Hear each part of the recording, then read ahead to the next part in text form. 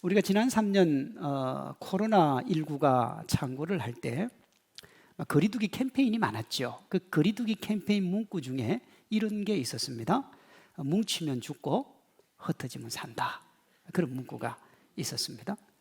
이 말은 뭉치면 살고 흩어지면 죽는다 하는 말을 변형을 시킨 거죠. 만약 코로나 오기 전에 누군가가 이런 말을 했으면 쓸데없는 소리 하지 마라, 농담이라도 그런 소리 하지 말라, 아마 그랬을 겁니다. 그러나 코로나 기간에 이 말은 사실이었지요. 지난 3년 동안 비대면의 대명사가 된 줌을 필두로 한 철저한 흩어짐이 있었기 때문에 코로나의 두려움과 공포를 이겨낸 면이 적지가 않죠. 전 세계에서 방역을 우리나라가 거의 제일 잘했다 그랬잖아요. 잘한 이유가 뭡니까? 흩어져 있었기 때문에 그렇습니다. 그러나 그것이 육신은 살렸는지 모르지만 다른 많은 것들을 잃어버렸고요. 우리의 신앙과 교회는 엄청난 위기에 직면했습니다. 코로나19 기간 동안 교회가 직면한 가장 큰 아픔이 뭐냐? 모이지 못하는 거였습니다. 대면 예배를 금지해서 아예 모이지를 못했지요. 여기에 더해서 교회가 코로나 확산에 주범인 양, 그러니까 부정적인 인식을 국민들에게 심어줬어요. 여러분, 그때 말입니다. 한번 떠올려 보시면 식당에서 예를 들면 돼지갈비집이다. 돼지갈비집에서 확진자가 나왔다고 해서 전국에 있는 돼지갈비집 다 문 닫지 않았습니다. 그 집만 문 닫고 그 집만 방역을 했습니다. 그런데 한 교회가 확진자가 나오니까 5만 개가 넘는 교회를 전부 닫게 만들었습니다. 저는 지금 돌아봐도 이건 아니었고 이렇게 해서는 안 되었다는 생각을 지울 수가 없어요. 교회와 교인들을 희생양으로 삼은 겁니다. 실제 사실은 희생양이 됐지요. 사람들이 모이는 교인들을 비난했고요. 교회를 혐오하게 만들었습니다. 그로 인해서 믿지 않는 사람들이 이전보다 교회를 더 싫어하게 되었죠. 크리스찬들과 교회가 이것을 다시 이기고 다시 교회가 생명의 방주 역할을 해야 되는데 너무 많이 참 고통과 아픔 가운데 처했기 때문에 어디서부터 시작해야 될지를 잘 몰라요. 적지 않은 교인들이 자신의 신앙 행위를 부끄러워합니다. 그리고 교회를 떠난 사람도 많이 있고요. 실제 수많은 교회가 문을 닫았습니다. 문 닫은 교회가 어마어마합니다. 물론 세상의 비난에 움츠리지 않고 믿음을 잘 지키신 분들도 있습니다만 그렇다고 코로나의 피해를 비켜간 건 아니에요. 한번 잘 돌아보시면요. 예수님과의 관계에 손상이 갔고요. 그 다음에 성도들과의 관계가 많이 어색해졌고요. 공동체가 모이지 못함으로 힘을 잃었습니다. 처음에 코로나가 왔을 때 이런 말들이 많았죠. 대면 예배를 하지 말라는 것은 그리스도인들끼리 너무 모여가지고 세상의 빛과 소금이 못 되니까 하나님이 그거 막으셨다. 그래서 이제 교회가 세상의 빛과 소금이 되어야 된다. 마스크로 말을 못하게 한 것은 너무 말만 많이 하고 행동이 없으니까 행동 좀 하고 세상의 빛과 소금이 되라는 뜻이다. 그래서 그렇게 살면 된다 그랬습니다. 틀린 말 하나도 없고 다 맞는 말이에요. 그러면 여러분 한번 되돌아보세요. 우리가 지난 3년 동안 그렇게 우리의 믿음이 성장하고 또 그렇게 나누고 베풀고 섬기며 살았는가 하는 겁니다. 그래도 우리 교회는 발부둥이라도 좀 쳤습니다. 여러분들 다 아시는 것처럼 조금이라도 발부둥을 쳤습니다. 그런데 대부분의 교회들은 그런 것들을 하지 못했습니다. 살아남기에 급급했고 욕 안 먹기에 급급했고 그렇게 여기까지 왔어요. 참 피해를 많이 봤습니다. 이제 우리가 이걸 회복을 해야 되는데 예수님과 관계도 회복해야 되고 우리 서로도 좀 하나가 되어야 되고 교회가 거룩한 하나님의 기관으로 우뚝 서야 되는 겁니다. 이를 위해서 우리가 뭐 해야 되느냐? 여러분, 뭉쳐야 돼요. 뭉치면 죽고 흩어지면 사는 게 아니라 뭉치면 살고 흩어지면 죽는 겁니다. 오늘 본문을 통해서 하나님이 우리에게 주시는 말씀이 이거예요. 히브리서는요, 원래 예수님 믿는 것 때문에 좋지 않은 말을 듣고 낙심에 빠진 사람들에게 위로와 소망을 주기 위해 쓰여진 성경입니다. 예수님 믿다가 힘들었어요. 예수님 믿다가 어려웠어요. 그런 그들에게 힘과 소망을 주기 위해 히브리서가 쓰인 거예요. 저는 이것을 건강한 성도의 세 가지 특징이라 그랬습니다. 우리가 이 세 가지 신앙을 가지고 있거나 그것을 노력하면 건강한 성도입니다. 한번 자기 자신도 점검하고 마음을 새롭게 했으면 좋겠습니다. 첫째, 건강한 성도는 구원의 소망이신 예수님을 굳게 잡습니다. 23절입니다. 우리가 믿는 도리의 소망을 움직이지 말며 굳게 잡고 그랬습니다. 그 무엇보다도 주님이 우선이라는 얘기입니다. 주님이요. 히브리서 3장 14절은 이걸 이렇게 말합니다. 우리에게 큰 대제사장이 계시니 승천하시니 곧 하나님의 아들 예수시라. 우리가 믿는 도리를 굳게 잡을지어다 그랬습니다. 그 어떤 것보다도 주님 굳게 잡으라는 얘기입니다. 주님 부여잡고 주님과 함께 믿음의 길을 걸어가야 된다는 겁니다. 누가 무슨 소리 해도 누가 어떻게 얘기해도 주님 부여잡는 것은 포기하면 안 된다는 겁니다. 여러분, 예수님이 유일한 소망이요 희망이라는 구원이 흔들리면 우리의 삶이 흔들리게 되고요, 그러면 모든 것이 뒤죽박죽이 됩니다. 그건요, 목사라도 예외가 아닌 거예요. 이런 겁니다. 그 미국에 골프를 정말 좋아하는 목사가 있었습니다. 어느 주일 아침, 아마 오늘 같은 날씨였던 것 같아요. 구름 한 점 없이 화창하고 너무너무 맑은 날씨에 골프 치기가 너무 좋은 날씨였어요. 그 목사님이 일어나 보니까, 야, 오늘 같은 날 골프 치면 좋겠다, 그 마음 가지고 있다가 결국은 그 마음을 내려놓지 못하고 교회에다 전화를 했습니다. 오늘은 내가 몸이 아파서 교회를 갈 수 없으니까 부목사님이 설교하라고 그렇게 했어요. 그리고 골프장으로 갔습니다. 이걸 본 천사가 하나님께 그 슬픈 자기의 아픈 마음을 이렇게 토로를 했어요. 하나님, 저 목사님 혼내줘야 되는 거 아닙니까? 지금 말이 됩니까? 그랬더니 하나님이 고개를 끄덕이시더랍니다. 1번 홀에 올라서 목사가 힘껏 스윙을 했는데 마침 공이 하늘로 떠 있는 그 순간에 바람이 불어가지고 바람을 타고 그린 위에 탁 올라갔어요. 그리고 공이 떼굴떼굴 굴러가지고 그 홀컵 안으로 쏙 들어갔습니다. 이걸 홀인원이라 그렇게 얘기한다. 저는 골프를 안 치니까 골프 모릅니다. 제가 인터넷에 찾아보니까 이건 실력으로 되는 게 아니고 운도 있어야 되고 평생에 한 번 있을까 말까 한 사건이라고 그래요. 목사가 자기가 한 것이 너무 감동스럽고 감격스러워서 어찌할 바를 몰라 하는데, 똑같이 어찌할 바를 몰라 한 천사가 있었습니다. 하나님 앞에 벌 줘야 됐다고 했던 그 천사, 이렇게 말했어요. 하나님, 뭐 잘못된 거 아니에요? 벌을 주셔야 되는데 상을 주시면 어떻게 해요? 하나님의 대답입니다. 얘야, 한번 생각해봐라. 저걸 누구에게 자랑할 수 있겠니? 주일날 아침에 날씨가 좋아서 골프장 갔습니다. 몸이 아프다 그러고 부목사한테 설교를 맡겼어요. 그리고 골프를 쳤는데 홀인원이 되었어요. 이거 어디 가서 자랑해요? 어디 가서? 제가 조금 극단적인 예를 하나 들었습니다만, 조금만 완화를 시키면 지금 우리 삶 곳곳에서 이런 일들이 일어나고 있습니다. 여러분, 목사가 주일 예배 안 드린다는 건 말이 안 되는 거죠. 설교를 안 한다는 것도 말이 안 되는 거죠. 그럼 제가 이렇게 물어볼게요. 평신도는 주일날 예배 안 드려도 괜찮습니까? 평신도는 하나님이 봐줍니까? 복음주의 신학교의 목회자인 존 메가더가 책을 하나 적었습니다. 복음을 부끄러워하는 교회.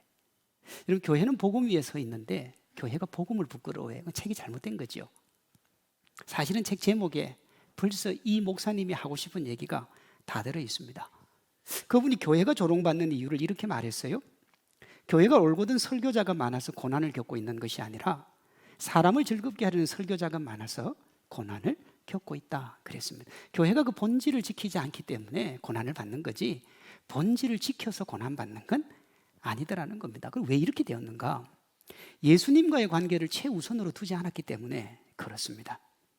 예수님보다 다른 것에 더 신경을 썼기 때문에 그렇습니다. 이렇게 되면 여러분, 그 다른 것 때문에 흔들립니다. 사회의 시선에 흔들리고 관계에 흔들리고 자신의 생각에 흔들립니다.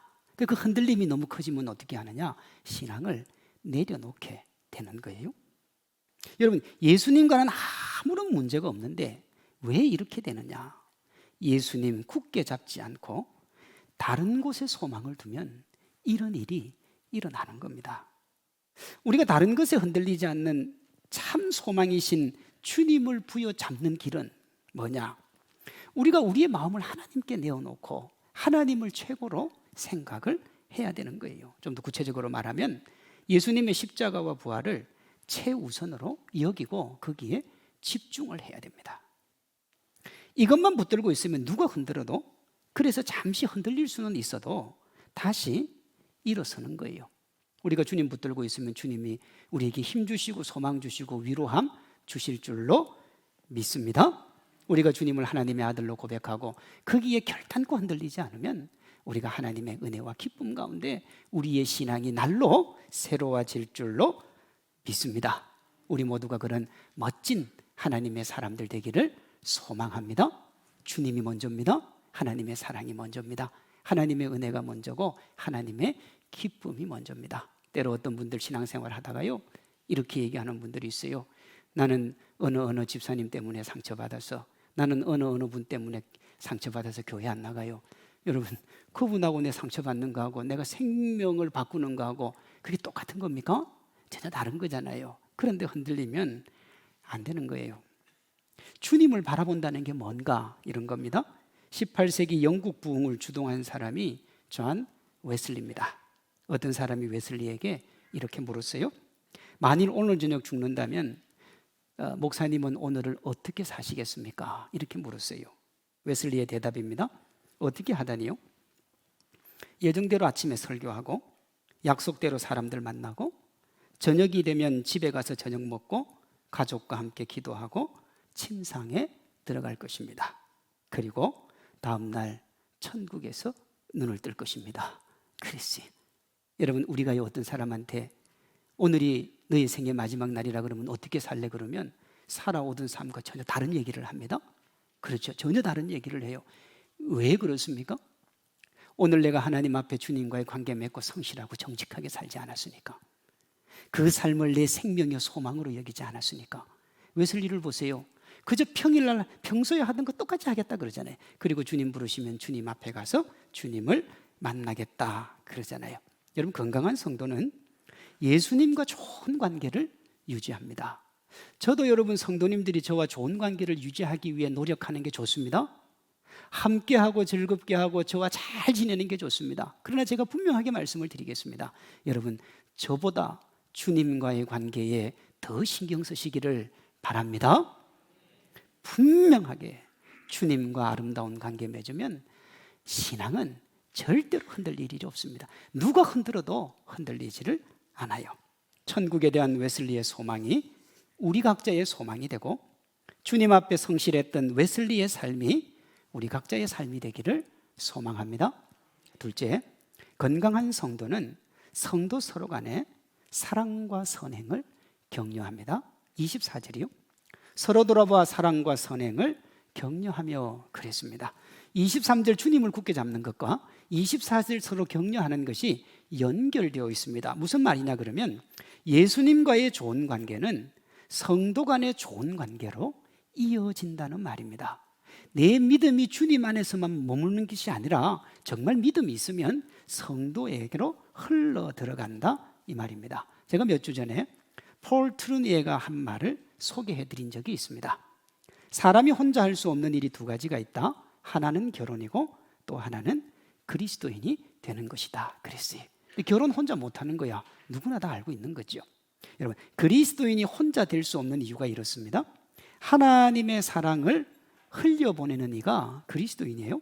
그러니까 흘려보내려면 예수님의 사랑을 흘려보낼 뭐가 있어야 돼요? 대상이 있어야 돼요. 대상이.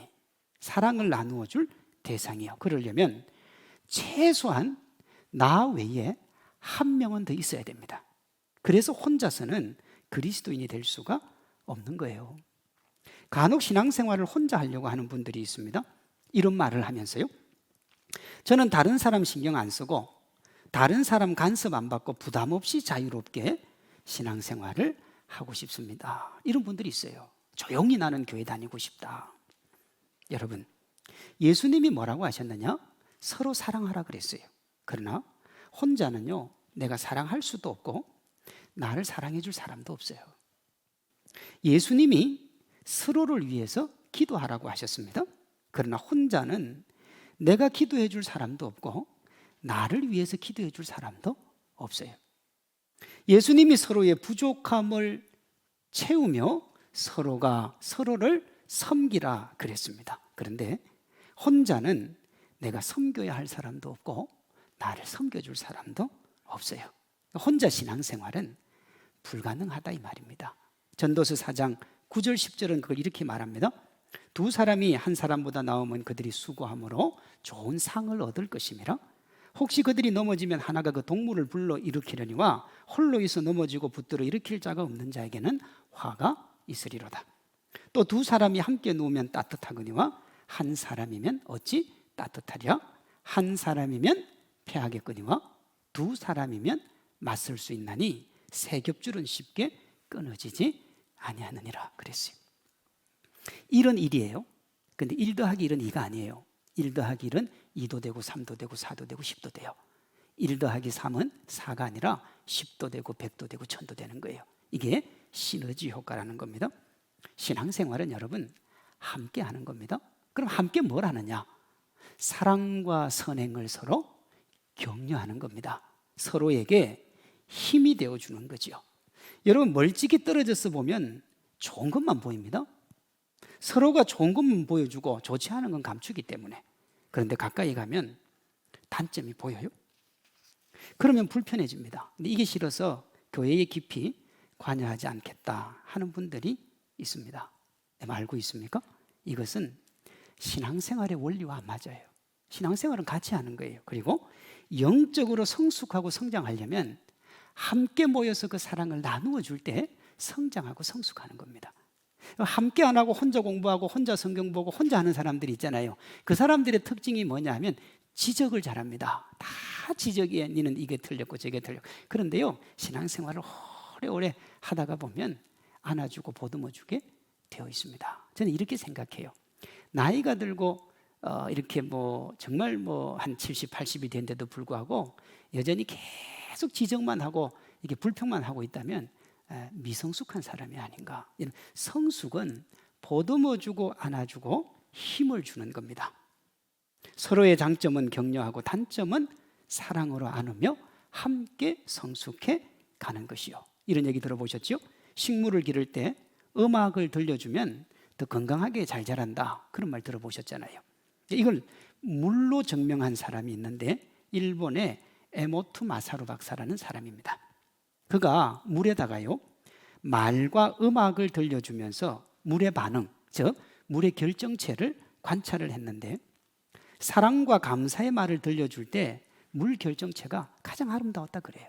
근데 미워라는 그런 단어나 그런 음악을 들려줄 때는 마치 찌그러진 암세포보다 더 찌그러진 물의 결정체가 나오더라는 겁니다. 격려 한마디가 인생을 새롭게 하고 인생에 힘을 주고 용기를 주는 것은 정말 우리 주변에서 많이 볼 수 있습니다. 이런 말도 있다고 그래요. 우리를 진심으로 사랑하고 걱정하고 가깝게 여기고 돕고자 하는 사람이 우리 주변에 있는 사람과 없는 사람, 이런 사람이 없는 사람은 있는 사람보다 수명이 단축될 확률이 3배에서 5배 정도 더 높다고 그럽니다. 내가 힘들고 어려운데 격려해주고 위로해주고 안아주면 그것이 이제 완화가 되는데 힘들고 어려운데 계속 그걸 푸시하고 더 힘들게 하면 정말 고독하고 힘들고 답답하다는 거예요. 여러분 성도 개인이 아무리 성숙하고 대단한 열정 가지고 있어도 그 성숙과 열정이 서로를 배려하고 함께 하는 데 사용되지 않으면 그게 독이 됩니다. 독이요. 아무리 성숙해도 아무리 멋져도 독이 돼요. 이런 겁니다. 어떤 목사님이 자신의 설교에 자신이 없었어요. 근데 목사님들은 거의 대부분 설교에 자신이 없습니다. 저도 이 설교하는 게 참 힘들어요. 정말 힘듭니다. 우리나라에서 그래도 설교 잘한다, 정말 잘한다 하는 말씀을 들었던 분이 누구냐 하면 그 사랑의 교회 옥하는 목사님입니다. 설교 잘한다 그랬어요. 근데 그분이 65세에 조기 은퇴를 했잖아요. 하시면서 다양한 이유 가운데 내가 설교가 너무 힘들어서 빨리 그만둔다도 있었어요. 이게 설교가 그만큼 힘든 겁니다. 근데 이분은 진짜 설교를 잘 못했나 봐요. 그래서 어느 주일 저녁에 목사님이 아내에게 오늘 내 설교가 어땠어요? 이렇게 물었어요. 역시나 아내의 반응이 좋지 않았습니다. 설교 준비 좀 똑바로 하고 온 거 좀 외우고 뭐 이런 얘기를 했겠죠.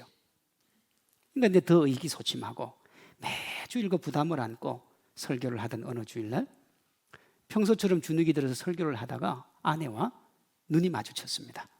눈을 딱 마주쳤는데 그때 아내가 자기에게 윙크를 보내고 있는 거예요. 너무너무 힘이 나고 위로가 되고 소망이 되어서 다른 날보다 더 힘있게 설교를 했습니다. 저녁에 집에 들어가서 낮에 아내가 자기에게 보내준 그 위로, 격려의 윙크를 떠올리면서 여보, 오늘 내 설교가 어땠어요? 이렇게 물었습니다. 아내의 대답입니다. 오늘은 차마 두 눈 뜨고 볼 수가 없어서 한쪽 눈을 감았어요. 한쪽 눈 딱 감을 때 그때 눈이 마주친 거죠. 자기는 위로하는 줄 알고 윙크 보내는 줄 알았는데 최악의 설교를 그날 한 겁니다. 아내의 말을 들은 목사님이 며칠을 고민하다가 목회를 접었어요. 실제 있었던 얘기입니다. 그때 그 아내가 남편에게 사랑이 담긴 위로와 격려의 말을 했다면 어땠을까 하는 아쉬움이 남습니다. 여러분, 성숙하고 성장했고 열정적인 것이 위로와 격려로 나타날 때 시너지 효과를 일으키는 거예요. 사람은 살아가면서 많은 실수를 합니다. 한번 여러분 자신을 한번 되돌아보세요. 과거에 실수 안 한 분 있습니까? 지금 실수 안 하고 사시는 분 있어요? 앞으로 실수 안 하실 분 있습니까? 그런데요, 꼭 자기는 실수 안 할 것처럼 사는 사람들이 적지 않아요. 누구나 실수합니다. 그때 중요한 것은 그 사람을 정죄하는 말이 아니라 위로와 격려가 되는 말을 하는 거예요. 상대가 약하고 외로울 때 몇 줄의 격려와 응원의 말은 무엇과도 비교할 수 없는 큰 힘이 되고요. 어디서도 얻을 수 없는 에너지를 얻게 되는 겁니다. 푸른 하늘이 잿빛 하늘로 보일 만큼 속이 상하고 가슴 아픈 날, 누군가의 위로는 천군만마가 되는 겁니다. 이렇게 우리가 함께하는 이들에게 손을 내밀어 사랑과 선행을 격려하고 상대방이 일어서게 해주면 아름다운 꽃이 정말 허드러지게 필 줄로 믿습니다. 여러분, 마귀가 우리의 신앙을 무너뜨리는 전략 가운데 하나가 뭐냐? 사랑과 선행을 격려하는 대신에 상대방을 비판하거나 부정적인 인식을 자꾸 심어주는 거예요. 비난하고 비판하고 음해해서 관계를 자꾸 깨려고 만들어요. 이것을 뛰어넘는 게 뭐냐면 칭찬과 격려입니다. 사실을 말한다고 하면서 비수를 꽂는 사람들이 있습니다. 반면에 사실을 말하지만 자신을 돌아보고 희망과 용기를 가지게 해주는 사람도 있어요. 여러분은 어떤 사람들입니까? 상대방에게 힘이 되어줍니까? 아니면 있는 힘마저도 빠지게 만드는 그런 사람들입니까? 격려는 용기를 이끌어내고 도전하게 하는 힘이 됩니다. 할 수 없다고 포기하는 사람에게 할 수 있다는 도전의 힘을 줄 수 있다고요. 어떤 심리학자는 격려를 이렇게 얘기하더라고요. 장점과 단점을 극복할 수 있도록 상대방의 긍정적인 면을 부각시켜서 칭찬해 주는 것이 격려다 그러더라고요. 그래서 이분은 위로와 격려를 구분을 해요. 위로는 뭐냐 그러면 무조건 좋은 말만 해주는 게 위로래요. 근데 그건 좋은 게 아니라고 해요. 격려는 장점과 단점 다 얘기해 주면서도 그 장점으로 단점을 이길 수 있는 힘이 있으니까 그렇게 너희가 일어서면 좋은 미래가 다가올 것이다 하는 거예요. 여러분, 이걸 책으로 내가지고 칭찬의 고전이 된 책이 하나 있는데 그게 뭐냐 그러면 칭찬은 고래도 춤추게 한다. 그 책 한번 읽어보세요. 돌고래를 사육하면서 그 사람이 깨달았던 그런 것들을 책으로 적어냈어요. 여러분, 지적이 아니라 격려가 사람을 바꾸는 겁니다. 격려가. 칭찬과 격려가 넘치는 우리 각자와 우리 교회가 되기를 바랍니다. 셋째, 건강한 성도는 모이는데 힘을 쏟습니다. 25절이요. 모이기를 피하는 어떤 사람들의 습관과 같이 하지 말고 오직 권하여 그날이 가까움을 볼수록 더욱 그리하자 그랬습니다. 우리 상황을 한번 적용해 볼까요? 이제 코로나가 끝나고 이제는 안 모이는 게 대세가 되었으니 모이지 않는 게 맞다. 이제 그게 습관이 되었으니까 우리 모이지 말자. 그리고 스스로 신앙생활 잘하자. 이것이 뭐냐면 모이기를 피하는 어떤 사람들의 습관입니다. 근데 주님이 뭐라고 하시냐? 그렇게 하지 말고 그럴수록 너희는 더 열심히 모이라. 모이는데 혼자만 모이지 말고 권하여 함께 모여서 공동체를 아름답게 만들어라. 그렇게 이야기합니다. 여러분 1세기 당시에 신앙의 중심이 뭐냐? 예수님의 재림신앙입니다. 재림신앙을 가졌어요. 그런데 1세기 신앙의 특별한 특징 중에 두 가지가 하나 있는데요. 하나는 결혼을 하지 않았습니다. 또 하나는 뭐냐 그러면 순교를 기쁨으로 감당을 했어요. 이 두 가지가 초대교회 신앙의 특징입니다. 근데 왜 여러분 결혼을 하지 않았냐 그러면 주님이 곧 다시 오실 거라 그랬거든요. 그래서 임박한 주의 재림을 기다렸기 때문에 우리가 주의 신부니까 굳이 결혼해가지고 이런저런 것에 너무 시간을 빼앗기지 말고 오직 주님만을 위해 살자. 그것이 결혼을 안 한 이유예요. 그래서 사도 바울이 보면 너희가 정욕을 참을 수 없으면 결혼하되 가능하면 결혼하지 말라. 그런 구절들이 많이 나오거든요. 그 이유가 여기 있습니다. 또 하나, 순교를 기쁨으로 감당했던 것은 순교를 하나님이 가장 기뻐한다고 여겼기 때문에 순교를 기쁨으로 감당했어요. 그런데 혼자만 그 신앙생활을 해가는 것이 어려웠잖아요. 그래서 함께 열심히 모였습니다. 그리고 이 로마의 기본적인 자료에 보면 이 기독교인들이 그 식인, 사람의 살을 먹는다 하는 얘기가 떠돌았어요. 왜냐하면 주님의 살과 피를 마신다는 그것 때문에. 그런데 그런 얘기도 듣고 그렇게 핍박을 받으면서도 열심히 모여서 신앙생활을 했습니다. 그래서 사도행전에 보면 3,000명도 모이고 5,000명도 모이고 만 모이잖아요. 그렇게 많이 모였는데 아니 예수님 돌아가시고 40년, AD 40년, AD 50년, AD 60년 돼도 주님이 안 오시는 거예요. 안 오니까 뭐 어떻게 됐느냐? 믿음의 소망에 의심을 가지기 시작했고 서로 격려하는 것도 별 의미가 없겠다. 그렇게 영향을 미치면서 사람들이 조금씩 모임에 나오지 않기를 시작했어요. 그리고 그렇게 하다 그것이 습관이 되고 돌처럼 굳어버렸습니다. 그게 25절이에요. 모이기를 피하는 어떤 사람들의 습관 그랬습니다. 그때요 주님이 뭐라고 하시느냐? 그거 따라가지 말라는 거예요. 여러분 이 히브리서의 상황이 오늘 우리의 상황과 너무 유사합니다. 모이는 신앙이 그 어떤 나라 사람들보다 남달랐던 이들이 누구냐? 우리나라입니다. 주일 예배, 새벽기도, 금요철야 그것도 모자라서 기도원에 가고 기도원도 모자라서 그 위에 산에 올라가지고 소나무 뿌리 잡고 뽑냐 안 뽑냐 그게 우리나라 신앙이었어요. 제가 미국에서 공부할 때 보니까요 새벽에요 미국인이 새벽기도 오는 경우가 있더라고요. 그래서 왜 저렇게 하냐 그랬더니 새벽기도는 어떻게 하는가 궁금해서 미국 목사님이 와보는 거예요. 왜? 미국은요 주일 예배 딱 드리고 주중에 성경 공부하는 것이 미국 교회입니다. 우리나라처럼 이렇게 예배가 많지 않아요. 정말 우리나라가 예배가 많아요. 모임이 많았습니다. 그런데 코로나를 거치면서 냉랭하게 식어버렸어요. 어떤 분들이 이렇게 얘기하더라니까요. 실시간 영상 예배를 말하면서 이제 예배당에 모이는 것 자체가 의미가 없지 않냐 이렇게까지 이야기를 해요. 예수님이 뭐라고 하실까요? 25절입니다. 모이기를 피하는 어떤 사람들의 습관과 같이 하지 말고 오직 권하여 서로 권하여 그날이 가까움을 볼수록 더욱 그리하자. 모이지 말라는 소리가 나오면 나올수록 너희는 더 열심히 모여서 하나님의 교회, 하나님의 믿음의 사람으로 잘 자라가서 신앙의 새로운 일을 만들어 달라는 겁니다. 물론 여러분 이때 모여가지고 차 마시고 밥 먹고 담소 나누라 그런 모임은 아니에요. 하나님의 나라를, 하나님의 소망을, 하나님의 믿음을 공유하며 서로가 서로를 격려하는 모임이요. 한 마음 한 사랑 한 뜻으로 하나가 되어 예수님의 지상명령인 영혼 구원을 향해 나아가 시너지 효과를 일으키는 그런 모임을 만들라는 겁니다. 전도서 9장 12절 한 사람이면 패하고 두 사람이면 맞설 수 있고 세 사람이면 어떻게 한다고요? 끊어지지 않는다 그랬습니다. 함께하면 하나님이 원하고 하나님이 뜻하는 그 일을 잘 할 수 있다.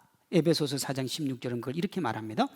그에게서 온몸이 각 마디를 통하여 도움을 받음으로 연결되고 결합되어 각 지체의 분량대로 역사하여 그 몸을 자라게 하며 사랑 안에 스스로 세운다 그랬습니다. 우리가 떨어져 있으면 안 된다. 각 지체 마디마디이기 때문에 연결되고 결합이 될 때 하나님이 원하시는 그 일을 할 수가 있다는 겁니다. 제가 앞에서 신앙생활은 혼자 할 수 없다 그랬습니다. 그러니 모여야 됩니다. 흩어지면 낭패를 봐요. 구원이 흔들리고 자연스럽게 구원의 삶이 흔들리고. 여러분, 이걸 잡아주는 것이 뭐냐? 공동체의 모임입니다. 흩어지면 살고 뭉치면 죽는 것이 아니라 흩어지면 죽고 뭉치면 사는 거예요. 마귀가 우리의 신앙을 무너뜨리는 두 가지 전략이 있습니다. 하나는 뭐냐 그러면 서로 이간질 시켜서 자꾸 흩어버리는 거예요. 첫째가 그렇고 두 번째는 뭐냐면 아예 모이지 못하게 하는 겁니다. 여러분, 밀림의 왕 사자가 들소를 사냥할 때 들소의 무리를 두고는 절대 사냥을 하지 않습니다. 왜냐하면 자칫 잘못하면 자기가 죽을 수 있어요. 들소한테 밟혀가지고. 그래서 어떻게 하느냐? 떼를 지어 있는 들소를 일단 흩어냅니다.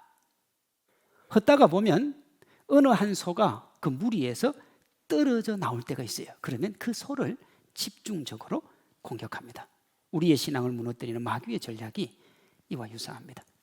지난 3년 동안 교회를 이렇게 공격했고 실제 교회가 엄청난 피해를 봤지요. 여러분, 이론적으로 말입니다. 이론적으로 영상 예배로 신앙을 지킬 수도 있고요. 더 성숙할 수도 있습니다. 이론적으로는 그렇습니다. 그러나 실질적으로는 우리의 신앙을 퇴보시키고 신앙을 잃게 만듭니다. 왜냐하면 나태함과 게으름이 인간의 기본적인 본성이라서 그렇습니다. 이런 거예요. 주일 예배 한 번 빠지면 마음이 찜찜합니다. 한 번 빠지면 그래 돼요. 그런데 두 번 빠지면 더 찜찜해야 되는데 두 번 빠지면 나름 괜찮아요. 한 번 빠질 때 힘든 거지. 세 번 빠지면 마음에 안정이 오고 편안해집니다. 그리고 네 번 빠지면 그때부터 습관이 돼요. 이 이후에는 자기 힘으로 예배 나오는 게 힘들어집니다. 우리의 신앙을 무너뜨리는 마귀의 전략을 이기는 방법은 더 열심히 모이는 것밖에는 없어요. 가장 기본적인 모임이 주일 예배입니다. 아까 앞에서도 얘기했습니다만은 목사가 주일 예배 빠지면 안 되면 성도도 주일 예배 빠지면 안 되는 겁니다. 이 백성은 내가 나를 위하여 지었나니 나의 찬송을 부르게 하려 함이라. 주님이 그렇게 말씀하셨잖아요. 그러니 우리 모든 성도님들이 어떤 일이 있어도 내가 주일 예배는 반드시 드리겠다. 그렇게 다짐하고 실천하시기를 바랍니다. 그리고 할 수만 있으면 교회 다른 각종 모임에도 적극적으로 참여를 하십시오. 내일부터 시작되는 3일 동안의 특별한 새벽 기도가 그것을 시작할 수 있는 좋은 기회입니다. 우리가 함께 모여 한 마음 한 사랑 한 뜻으로 하나님의 나라와 하나님의 영광, 하나님의 기쁨 위에 달려갈 수 있기를 소망합니다. 우리 모두가 유일한 소망이신 예수님 굳게 잡고 적극적으로 교회 모임 참여하며 만나는 이들을 사랑과 선행으로 격려하는 건강한 예수님의 제자가 되기를 주님의 이름으로 축원합니다.